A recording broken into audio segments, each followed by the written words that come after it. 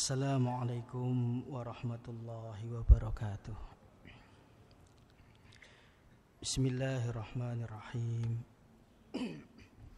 Alhamdulillahi rabbil alamin. Wassalatu wassalamu ala asrafil mursalin wa imamil muttaqin, nabiyina wa habibina Muhammadin wa ala alihi wa sahbihi ajma'in. Subhanaka la ilma lana illa ma 'allamtana innaka antal alimul hakim. Para jamaah, kita lanjutkan mengaji hadis arba'in. Hari ini kita akan mengaji hadis ke-11. An Abi Muhammadin Al-Hasan ibn Ali ibn Abi Talib sibti Rasulillah sallallahu alaihi wasallam wa raihanatihi radhiyallahu anhuma. Hadis kita ini diriwayatkan oleh sahabat Nabi yang hubungan kekerabatannya dengan Nabi adalah cucu Nabi, yaitu Al-Hasan bin Ali bin Abi Talib.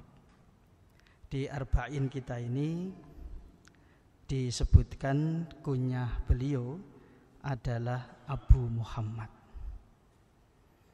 Abu Muhammad Al-Hasan Hasan bin Ali bin Abi Talib, putra sahabat Ali bin Abi Talib, sibti Rasulullah sallallahu alaihi wasallam,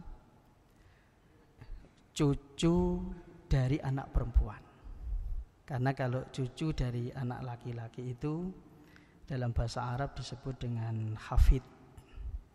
Kalau cucu dari anak perempuan disebut dengan sibtun.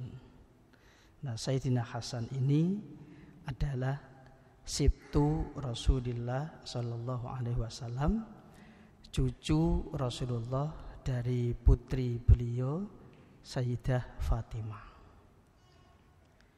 Wa raihanatihi, disebut juga dengan raihanahnya Rasul. Raihanah itu artinya bisa tanaman yang berbau harum, bisa juga raihan itu artinya adalah rezeki. Sayyidina Hasan bersama juga dengan Sayyidina Husain itu adalah raihanahnya Rasul, karena Rasul itu sangat sayang kepada keduanya. Karena saking sayangnya itulah kemudian keduanya itu disebut dengan raihanahnya Rasulullah sallallahu alaihi wasallam. Rawi hadis kita ini, Sayyidina Hasan, itu termasuk sigharus sahabah, sahabat junior, karena beliau lahir pada tahun ketiga hijrah. Berarti kalau lahirnya pada tahun ketiga hijrah, ketika Rasulullah wafat, Sayyidina Hasan ini baru berumur kurang lebih 7 tahun, 7-8 tahun. Karena itu riwayat-riwayat hadis yang diriwayatkan oleh Sayyidina Hasan sebagian besarnya adalah melalui perantaraan sahabat yang lain. Itu terjadi juga pada periwayatan sahabat Abdullah bin Abbas.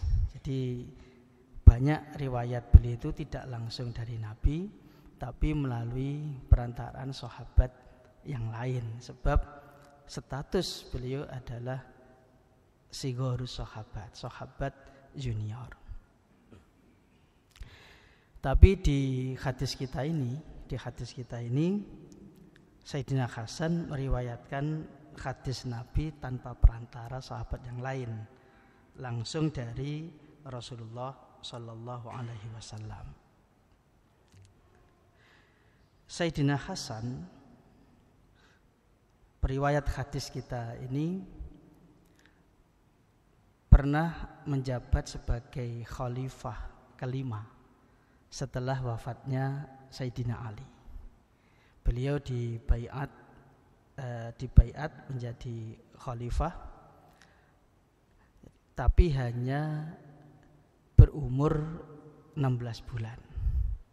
Karena setelah itu Sayyidina Hasan menyerahkan jabatan khalifah itu kepada Muawiyah. Beliau menyerahkan jabatan khalifah itu kepada Muawiyah karena pada saat itu untuk menghindari pertempuran, konflik besar antara pendukung Sayyidina Ali dan pendukung sahabat Muawiyah. Karena beliau memilih sulhu, turun dari jabatan khalifah dan menyerahkan kepada Muawiyah, maka bersatulah kaum muslimin pada waktu itu. Lalu dikenal tahun itu dengan Amul Jamaah, tahun persatuan, yaitu tahun ke-40 Hijrah. Apa yang pernah dikatakan oleh baginda Rasul bahwa nanti mudah-mudahan Allah akan mengislahkan, mendamaikan dengan perantaraan Sayyidina Hasan ini ta'ifataini azimataini minal muslimin, dua kelompok besar dari kaum muslimin. Itu pernah disabdakan oleh Nabi dan terbukti pada tahun ke-40 Hijriah Sayyidina Hasan yang terpilih menjadi khalifah menyerahkan jabatan khalifah kepada Muawiyah dan tidak terjadi konflik itu besar, dan justru pada saat itulah akhirnya terjadi persatuan yang dalam sejarah disebut dengan Amul Jamaah, tahun ke-40 Hijrah. Dengan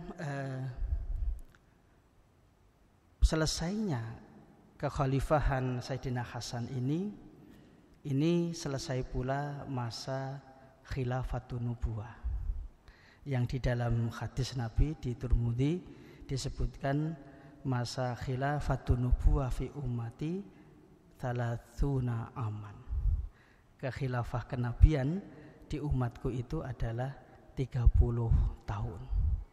Kalau dihitung dari Sayyidina Abu Bakar As-Siddiq sampai kepada 16 bulannya Sayyidina Hasan itu genap 30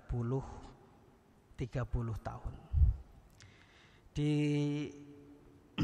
Disebutkan jadi kekhilafahan Sayyidina Abu Bakar As-Siddiq itu kan 2 tahun 3 bulan 9 hari. Kekhilafahan Sayyidina Umar itu 10 tahun 6 bulan 5 hari. Kekhilafahan Sayyidina Utsman itu 11 tahun terus 11 bulan 9 hari. Kekhilafahan Sayyidina Ali 4 tahun 9 bulan 7 hari. Dan kekhilafahan Sayyidina Hasan 16 bulan takmilatas salasina sana. Jadi genap 30 tahun. Setelah itu tsumma yu'tillahul mulka. Kemudian berganti menjadi kerajaan.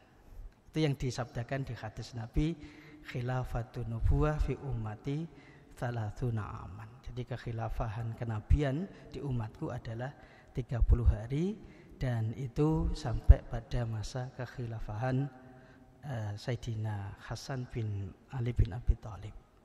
Karena itu sebagian ulama menyebutkan bahwa al-khulafa'ur rasyidun itu adalah Abu Bakar, Umar, Utsman, Ali, dan Hasan. Sayyidina Hasan ini lebih tua usianya 1 tahun daripada Sayyidina Husain. Jadi Sayyidina Husain itu adalah adiknya Sayyidina Hasan, jadi hanya selisih 1 tahun. Qala, dia berkata, hafidtu min Rasulillahi sallallahu alaihi wasallam. Aku hafal dari Rasulullah sallallahu alaihi wasallam. Jadi Sayyidina Hasan itu pernah ditanya, jadi apa sabda Nabi yang pernah diterima oleh Sayyidina Hasan. Nah, itu beliau lalu menyampaikan hadis ini. Hadis ini sebenarnya ada kisahnya. Ketika Sayyidina Hasan itu memungut kurma, terus kemudian memakannya, terus kurma itu diambil oleh Rasul. Karena khawatir kurma yang dipungut ini adalah kurma sedekah, kurma sedekah. Karena bagi keluarga Nabi itu diharamkan menerima sedekah. Lalu kemudian Nabi mengatakan kepada Sayyidina Hasan ini, da' ma yaribuka ila ma la yaribuka. Terus hadis ini juga lengkapnya juga Sayyidina Hasan menceritakan pernah diajari Nabi doa yang dibaca di dalam kunut witir, yaitu Allahumma hdini fiman hadait dan seterusnya. Ini hadis kita ini. Tapi di Arba'in dikutip hanya kalimat da' ma yaribuka ila ma la yaribuka. Kalau kita terjemahkan, tinggalkan yang meragukanmu kepada apa yang tidak meragukanmu. Itu, tinggalkan apa yang meragukanmu kepada apa yang tidak meragukanmu. Berarti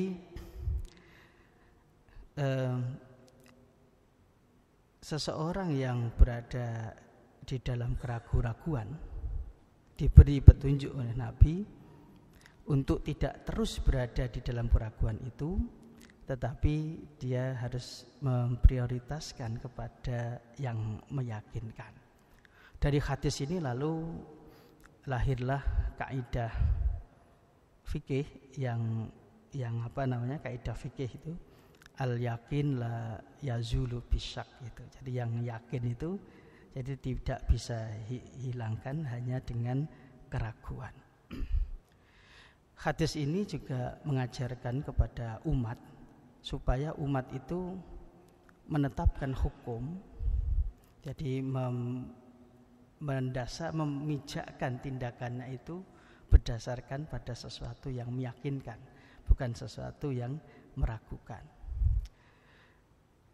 Pada masa hidup Nabi juga menerapkan kaidah yang beliau tetapkan ini. Di antaranya adalah ketika beliau memutuskan sengketa antara Sa'ad bin Abi Waqqas dengan Abd bin Zam'ah.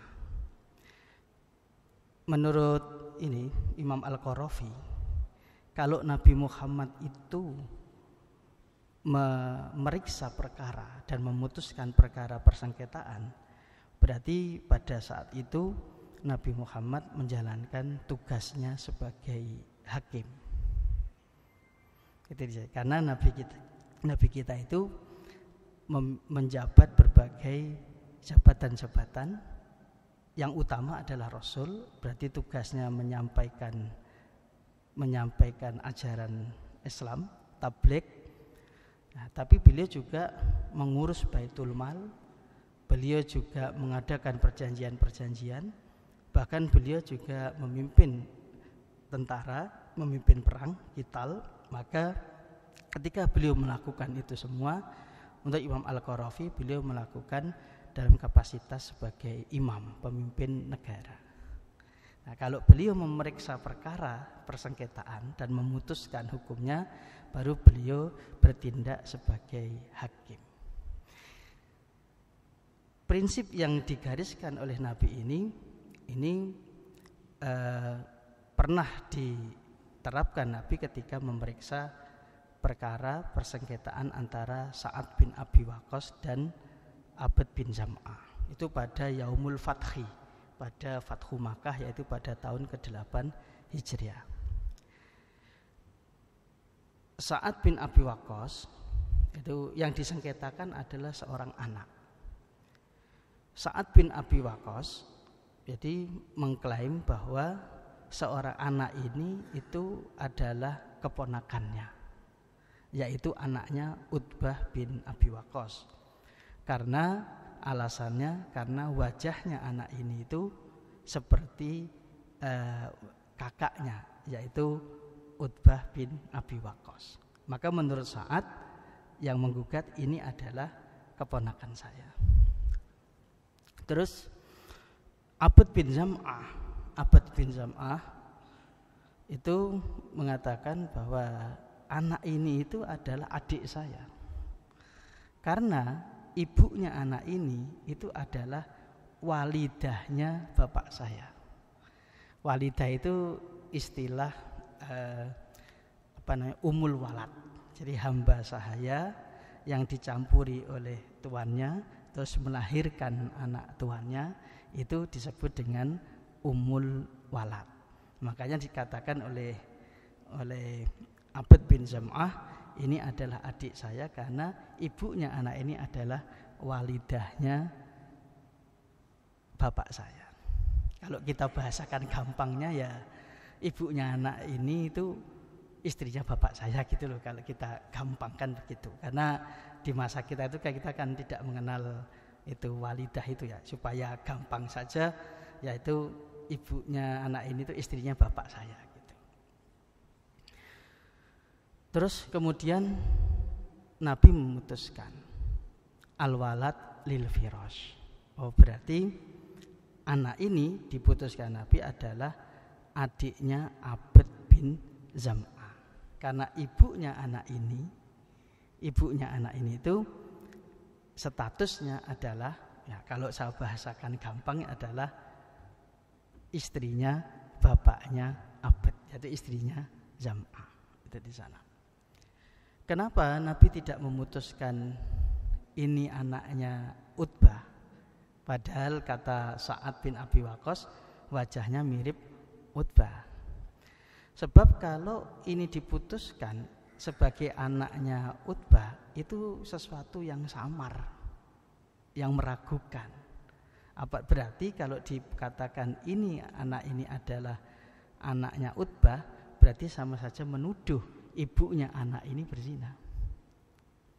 Padahal tuduhan itu harus menghadirkan 4 orang saksi yang melihat langsung pedang masuk ke sarungnya. Kalau tidak, itu tuduhan berat, yaitu termasuk ke dalam nanti terkena sanksi qadhaf itu di situ. Itu kan berarti Nabi menetapkan hukum status anak ini itu berdasarkan sesuatu yang meyakinkan, yang lahiriahnya jelas bahwa ibunya anak ini adalah gampangnya istrinya Zam'ah. Itu jadi Nabi menetapkan jadi berdasarkan sesuatu yang meyakinkan, jadi tidak menetapkan berdasarkan sesuatu yang meragukan. Lalu kemudian setelah diputuskan secara hukum bahwa anak ini adalah adiknya Abd, yang berarti juga adiknya Sayyidah Sa'udah. Karena Nabi Muhammad punya istri yang bernama Sa'udah. Sa'udah itu adalah binti Zam'ah, putranya Zam'ah. Berarti secara hukum anak ini itu adalah adiknya Sayyidah Sa'udah. Tapi karena Nabi melihat wajahnya itu mirip dengan Utbah, lalu kemudian Nabi mengatakan kepada Sayyidah Sa'udah, ikhtajibi anhu, kamu berhijablah dari anak ini. Meskipun secara hukum Nabi menetapkan anak ini adalah anaknya Zam'ah, begitu. Ini contoh bahwa Nabi menetapkan hukum itu berdasarkan sesuatu yang meyakinkan, tidak berdasarkan yang meragukan. Makanya apabila sesuatu yang meragukan berhadapan dengan yang meyakinkan, maka yang diprioritaskan, yang jadikan dasar adalah sesuatu yang meyakinkan, bukan sesuatu yang meragukan. Contoh lain di hadis, nah kalau yang contoh-contoh ini misalnya di dalam ibadah gitu. Kalau orang itu ragu sholatnya sudah masih 3 rakaat atau 4 rakaat, maka tetapkanlah pada yang meyakinkan 3 rakaat. 4 rakaat itu meragukan, maka berarti ditambah 1, lalu kemudian sujud sahwi. Atau misalnya lagi di dalam hadis Nabi yang lain, kalau seseorang itu merasakan dalam perutnya kayaknya ada sesuatu, layan sorif, jangan membatalkan sholatnya sampai dia betul-betul jadi mendengar suara atau mencium bau. Berarti yang meragukan itu diabaikan, ditetapkan berdasarkan yang meyakinkan. Dari hadis inilah jadi lahir kaidah pokok di dalam hukum Islam yang nanti bisa diterapkan di berbagai aspek, baik itu di aspek ibadah, di aspek muamalah, di aspek munakahah, pernikahan, dan aspek-aspek hukum yang lain. Yang tadi yang disampaikan itu adalah contoh langsung bagaimana Nabi itu menerapkan prinsip yang sudah digariskan oleh beliau di hadis Sayyidina Hasan, dak ma yaribuka ila mala yaribuka. Rawahu Tirmidzi, keterangan Imam Nawawi, hadis ini diriwayatkan oleh Imam At-Tirmidzi. Tirmidzi itu nama satu daerah, sekarang masuk wilayah negara Uzbekistan. Wan Nasa'i, dan juga diriwayatkan oleh Imam Nasa'i. Nasa'i itu daerah Nasa yang sekarang masuk wilayah negara Turkmenistan. Jadi ulama-ulama mukharij hadis, kodifikator hadis itu banyak yang dari daerah mana Asia. Ini Asia Pundi ini yang dari itu. Imam Bukhari itu Uzbek.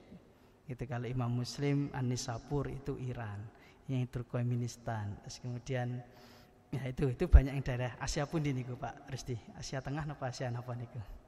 Nah, itu dari daerah sana. Wa qala Tirmidzi, dan Imam Tirmidzi berkata hadisun hasanun sahihun. Hadis ini adalah hadis hasan sahih. Imam Tirmidzi punya istilah khas ya, hasan sahih. 2 double. Itu maknanya apa itu? Ada yang mengartikan kalau jalur sanadnya cuma 1, itu berarti hasan sahih, itu maknanya sebagian ulama hadis menilai derajatnya hasan, sebagian ulama hadis yang lain menilai derajatnya sahih.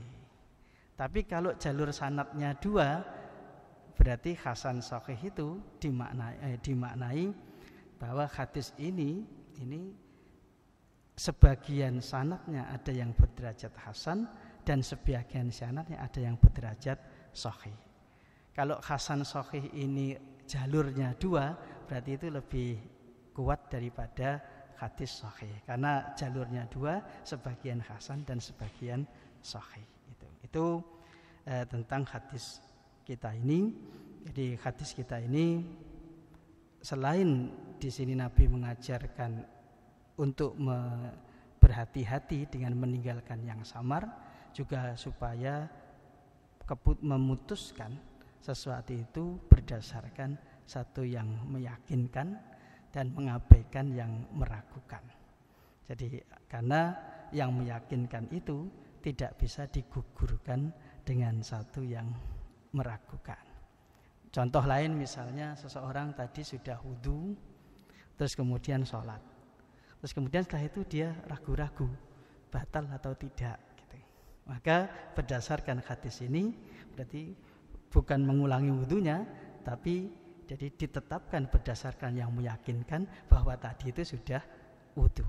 Jadi kalau begini, mas, daripada ragu-ragu mending wudu lagi saja, itu jadinya was-was.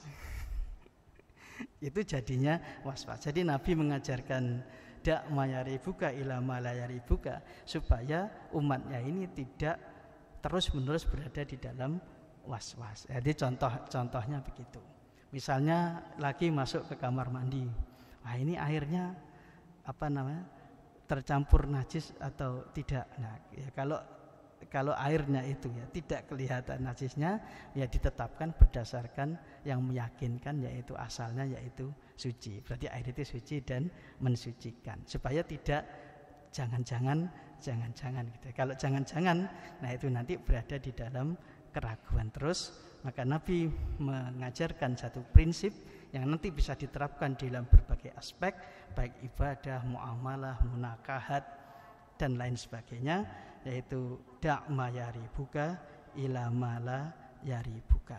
Ini nanti juga jadikan pedoman para hakim-hakim ketika memutuskan perkara, sebagaimana dilakukan oleh Nabi Muhammad ketika memeriksa dan memutuskan perkara persengketaan antara Abd dan Sa'ad bin Abi Waqqas tadi. Demikian pembahasan hadis kita kali ini. Dibuka diskusi Pak Rusti. Dibuka diskusi napa? Barangkali ada yang mau disampaikan dari hadis kita niki, monggo.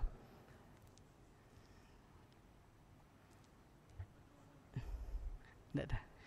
Nggih. Ya, mudah-mudahan bermanfaat untuk kita semua. Kita belajar hadis Nabi ini, yang pertama adalah mempererat keterhubungan kita dengan Nabi Muhammad sallallahu alaihi wasallam. Karena kita beragama Islam itu sejatinya adalah mengikuti Nabi Muhammad sallallahu alaihi wasallam. Ittiba, mengikuti Nabi Muhammad SAW itu juga mengikuti pandangan-pandangan yang beliau sampaikan, mengikuti ajaran-ajaran yang beliau sampaikan, mengikuti bagaimana cara menyikapi sesuatu yang beliau ajarkan. Maka mengikuti Nabi Muhammad itu tidak bisa tidak ya kecuali dengan mempelajari sunnah-sunnah Nabi kita, Nabi Muhammad sallallahu alaihi wasallam. Semoga dengan ini semua kehidupan kita itu menjadi terarah, cara kita berpikir kita juga mempunyai pedoman, cara menentukan sikap kita juga mempunyai pedoman. Itu dari junjungan kita Nabi Muhammad sallallahu alaihi wasallam. Mari kita tutup nggih. Hamdan katsiran liman yuafi ni'amahu wa yukafi mazidah. Ya Rabbana lakal hamdu li jalali wajhika wa 'azimi sultanik. Allahumma salli wa sallim wa barik ala nabiyyi rahmah nabiyyina wa habibina Muhammadin wa ala alihi wa sahbihi ajma'in walhamdulillahi rabbil alamin. Allahumma ighfir lana wa li ikhwanina alladhina sabaquna bil iman wa la taj'al fi qulubina ghillan lil ladzina amanu rabbana innaka raufur rahim. Allahumma ighfir li ummati sayyidina Muhammad. Allahumma arham ummata sayyidina Muhammad. Allahumma astur ummata sayyidina Muhammad. Allahumma jabur ummata sayyidina Muhammad. Allahumma rabbana atina fid dunya hasanah wa fil akhirati hasanah wa qina adzabannar. Subhana rabbina rabbil izzati amma yasifun wa salamun alal mursalin walhamdulillahi rabbil alamin. Subhanakallahumma bihamdik asyhadu an la ilaha illa anta astaghfiruka wa atubu ilaik.